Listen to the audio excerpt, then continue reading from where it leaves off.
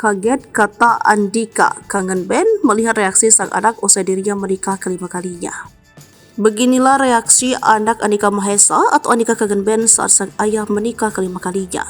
Diberitakan sebelumnya, Andika Kangen Ben belum lama ini menikah untuk kelima kalinya. Ia menikahi Ayu Kartika yang berprofesi sebagai dokter. Andika mengaku beruntung menikah lagi dan berjodoh dengan Ayu Kartika. Ia menyebut istri barunya itu mudah dekat dengan orang lain termasuk anaknya.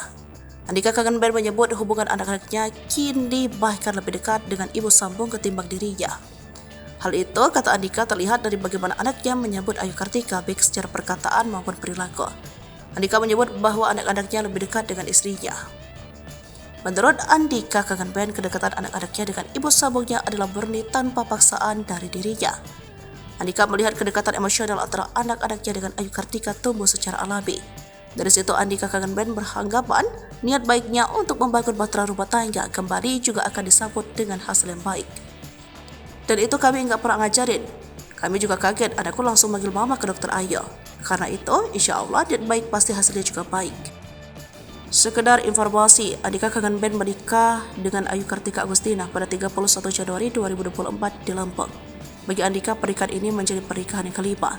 Adapun Andika pertama kali menikah dengan Ade Bunganiari pada 2007 dan keduanya bercerai pada 2010. Dari pernikahan ini, Andika dikaruniai satu anak.